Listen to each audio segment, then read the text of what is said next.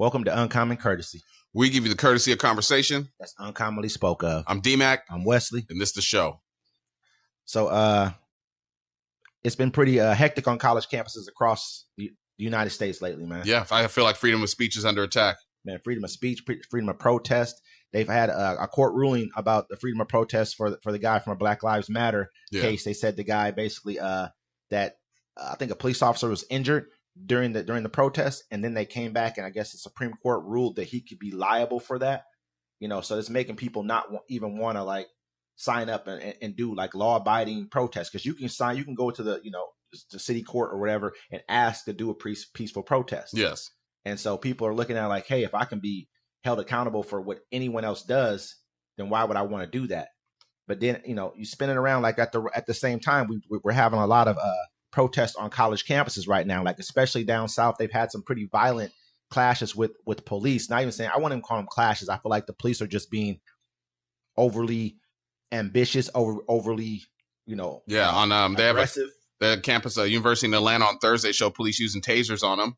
I know there was another school, University of Texas and Austin school. Officials called in the police and state, local and state police, who violently crushed a student attempt to set up an encampment on the university's South Mall. At least 50 people were arrested, including at least one journalist. Some faculty at UT Austin are going on strike today to protest the police crackdown. In a statement, the teachers wrote, "We have witnessed police punching a female student, knocking over legal observers, dragging a student over a chain link fence, and violently arresting students simply for standing at the front of the crowd." Yep. And the University of Southern California said their peaceful protest at the university campus on Wednesday had escalated suddenly when armed police arrived to disperse students, protesters with rubber bullets and riot gear. Wow, man. And then in Texas, they brought in the National Guard. You got the video. They even beat up a news reporter. Yeah, Yale, they tore down the encampment before they could even get it going. I think this is going to go on across America. We know how it goes in colleges. Colleges, yes. Lightweight stick together. We got Facebook from college. Yeah, people don't realize that. Because they started out. You know how Facebook started out. We know the story.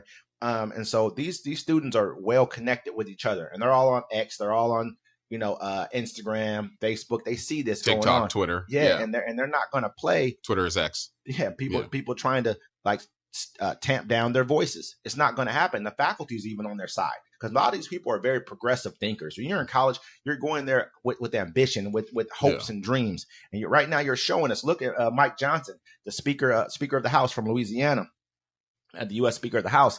This guy basically went on the steps of Columbia University and told the kids, like, you're being anti-Semitic because you're protesting. You're pointing out particular instances where things went wrong. Things are going to happen. We see this across America. Nothing's perfect. We have over 340 million people in our country. There's going to be a problem. If there's 300 protesters, one thing happens wrong, you can't look at everybody and say this is a problem. He went there and told those kids more or less like, hey, you guys are anti-Semitic. We won't stand for that in this country. And why doesn't the president of this university call in the National Guard, to come and basically tear down and beat you guys up and get you out of here? And these are peaceful protests. They're not destroying property. The police even said that. Yeah. The police even said that, because I don't mean to cut you off. Yeah, you're fine. When the president of Princeton called in the police, because at Princeton they have rules that basically the principal has to sit down with faculty and they have to agree upon calling in the police, because they've had this happen before at Columbia University. So in the late 60s, early 70s, they made a rule like, hey, if we ever have this happen again, we were not just going to call in the police. We're going to sit down and all agree upon that. They had to sit down, but they did not agree. So the president, who's under pressure, which we all see, she didn't want to do this. She sat down in front of a house committee and basically was bombarded with you're not doing your job. Right now, they're just under pressure from the billionaire donors, who are all either Jewish or people like Robert Kraft. I'm not sure if he's a Jewish guy or not. You know who Robert Kraft is. Yeah, he owner of the New England Patriots. He did the same thing with Columbia University. He just came and pulled his endorsement, but he puts money into the school every year, pretty much. His contribution, I guess you would call it. Pulled it, talking about we're not going to go for anti-Semitic, this, that, and the third. I mean, this is getting to be pretty bad. You look at USC, won't even allow any speakers at their graduation this year. That's never happens. Yeah, just because the one person who was the valedictorian valedictorian of the school I think she's Palestinian. Yeah. And she expressed pro-Palestinian rhetoric. So you can't like your people? It's crazy, man. You know, and I'm asking here, what country do we live in? Is this America or is this Israel? Because last time I checked, America's the one taking my tax money, and you have a right to freedom of speech, and you have a right to assembly in America. And they're giving it to Israel to kill Palestinians, pretty much right now. They're taking the money, giving it to kill Palestinians, but they're beating up college students that are peacefully protesting what they see Israel's doing to Gaza. This could break out to anything. Imagine this. Imagine you're a conservative and you don't like the way the election went. Now you're out there protesting. They can take you and beat you up and drop you down. They won't do that to them because they've shown what they'll do to conservatives. Who knows? Who knows? What if Bernie Sanders wins? No, what I'm saying is they went on January 6th. That they showed you that's a conservative protest, right? Yeah. Well, I mean, January 6th it was a whole conspiracy criminal charge as we see right now with what's going on in Arizona. Yeah. Yeah. It's crazy. I mean, you got something on that? Well, I just have the part where it's Donald Trump Jr. because what they did is they've indicted a couple people, Mark Meadows, Rudy Giuliani, to name a few, for them trying to interfere with the election in Arizona. And actually, they have text messages here from Donald Trump Jr., which is in the indictment. And basically here, let me read a couple to you.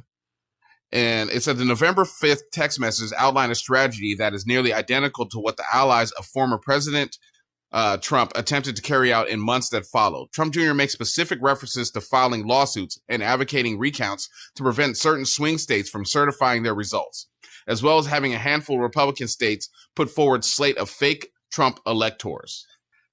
And this is what they're saying. They're saying that I think they put, I don't want to do the wrong number, but I think it's like, there's like 12 electors they put forward that were not even real electors. This is crazy, man. Like they did the same thing in Michigan too, man. They were going to basically they didn't basically do anything. They did it. They actually did it. Have people sign it and everything and put it forth as being, this is what, you know, these are people who come out and they basically certify that this state voted for this person. These votes count toward, these electoral votes count towards this candidate. He put forth his own people.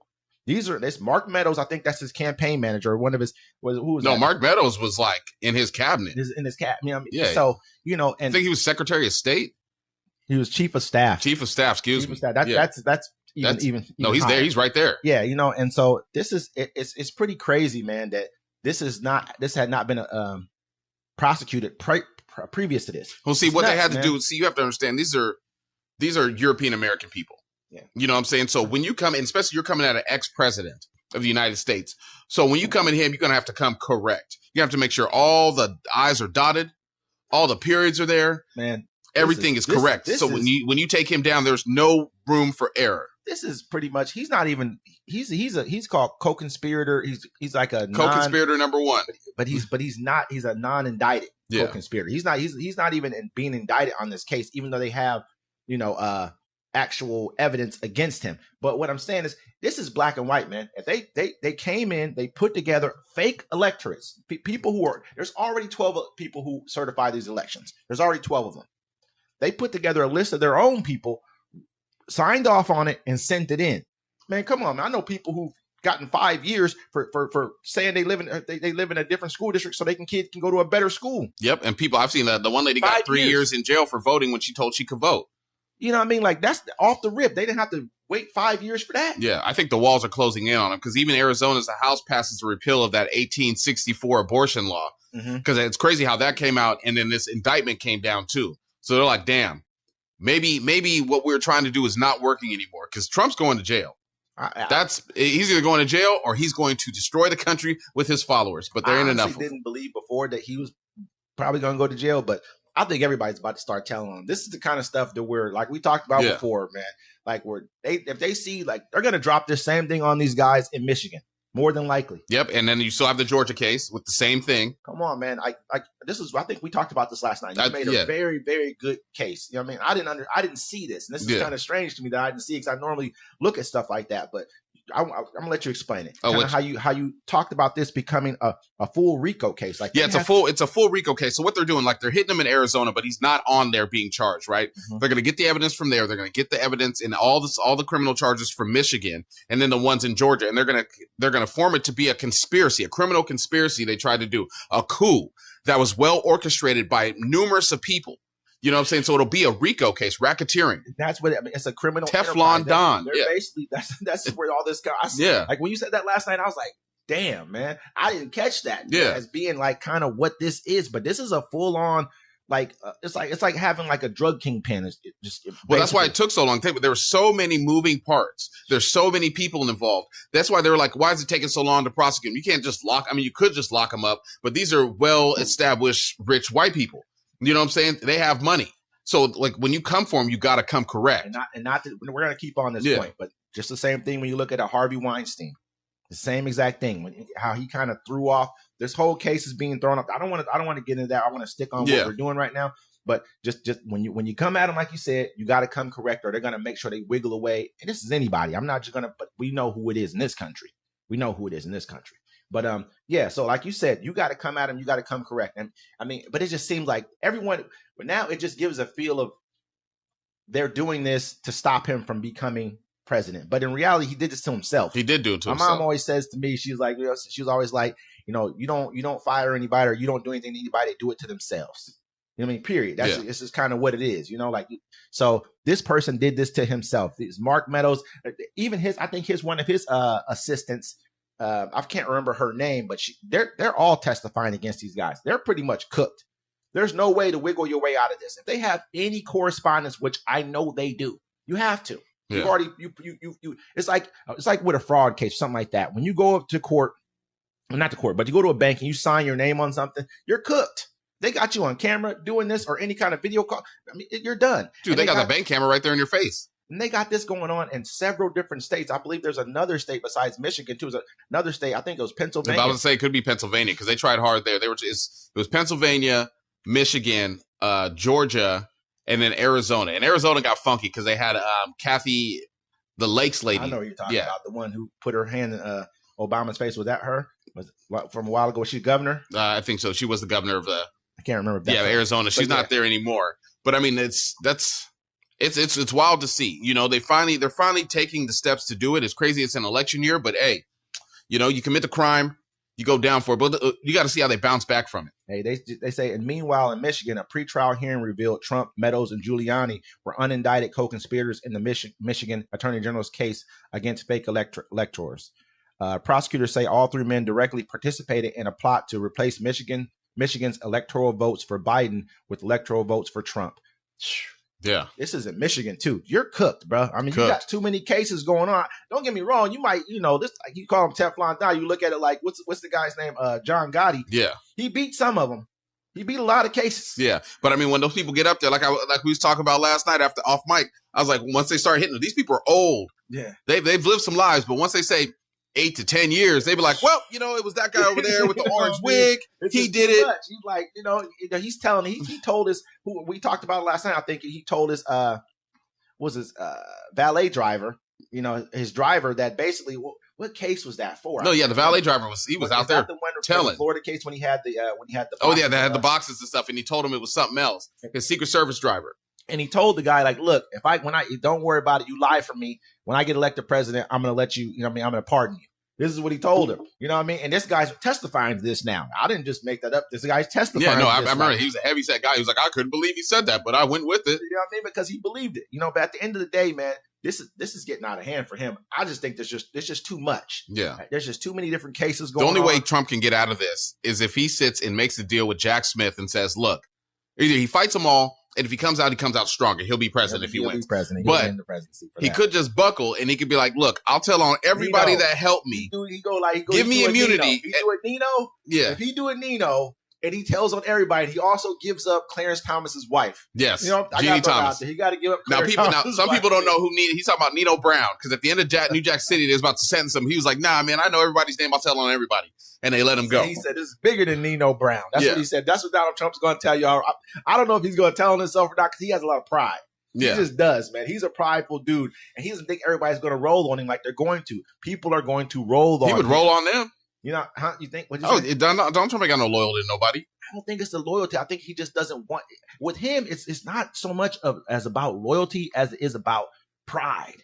And like, you said a good thing last night that he doesn't even have time to campaign at all. This is kind of another thing I thought about too. Yeah. Like, are they doing this right now too at the same time to pretty much stop him from what? Because we look at it like this in 2020, what happened there? Everyone was like, Biden, he can't. He's pretty much the Walking Dead, pretty much. And, and what goes on? COVID. So there's not a lot of campaign, stops everywhere. There's not a bunch of debates and Trump all that kind of stuff. But you know what I mean, though. So it kind of kept it. So it was kind of shut down a little bit. Yeah. So Biden can kind of coast them through. And he's even that's 4 years ago. So give him 4 more years on top of that. So and we thought he was Walking Dead then. I mean, he looked a little more vibrant back then than he does now. Yeah, he looked good at the State of the Union, but I saw him the other night where he was like, 4 more years. Pause. He said that? He said it on video. He said pause. And then he looked, he realized what he did. He's like, and he laughed. He got a lot going on. Listen, all I'm gonna say right now, man, it just makes sense to me when you look at it. You bring up all these court cases on Trump right now. What can he do?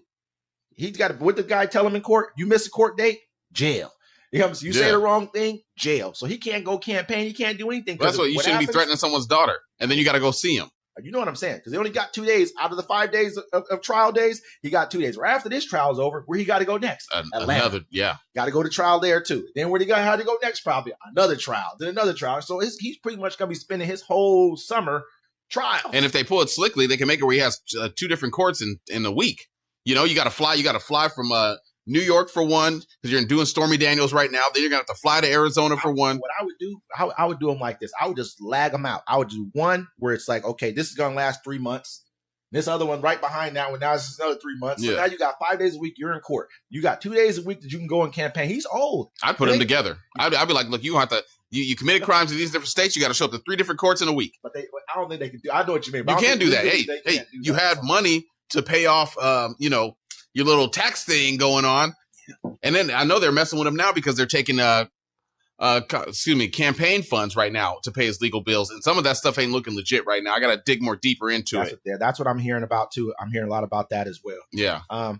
We want to move on to some other things. They did pass that $95 billion foreign aid package with now they're sending more weapons to Israel.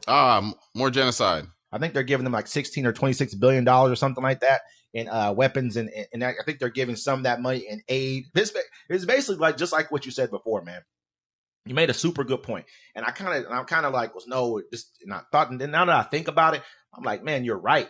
They're basically sending them bombs and these guys Band-Aids. Yep. Exactly. I mean, hey, take care of that. You can't fund both sides. You can't give them bombs and then give them food. Like, okay, well, they're starving you out. Here's that. But here's a couple cruise missiles.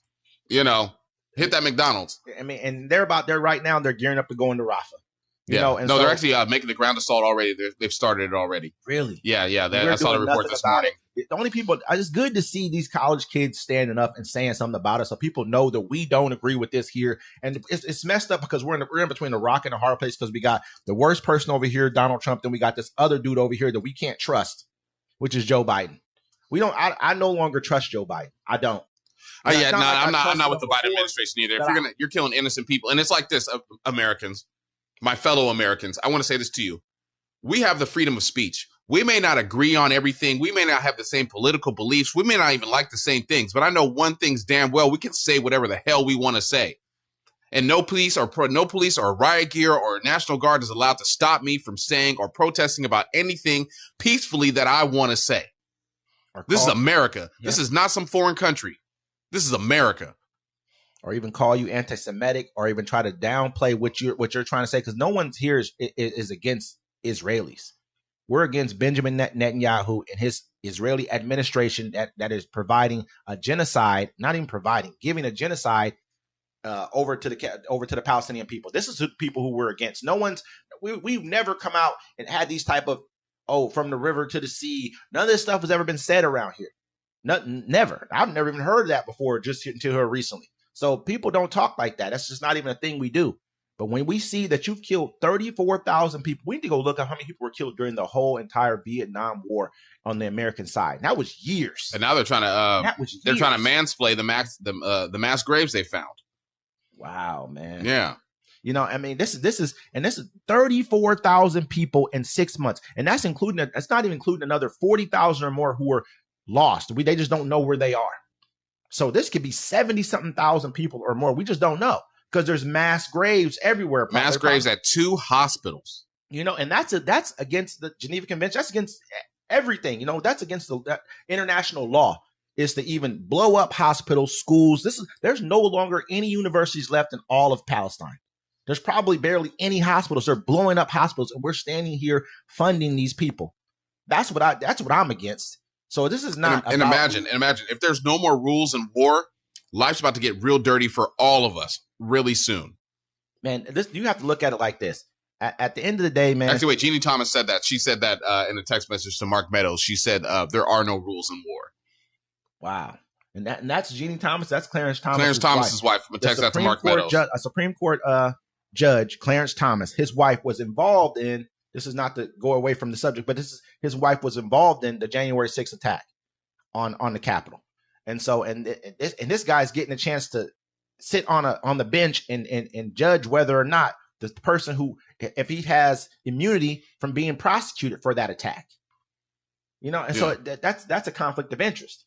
But no one's saying anything about it, man. This is where our country is heading. I was really having a conversation last night. I'm like, man, if you really look at what's happened ever since we've had this, ever since Donald Trump was elected president, it's like the perfect storm. It's like they did not want Donald Trump. They needed him at that time.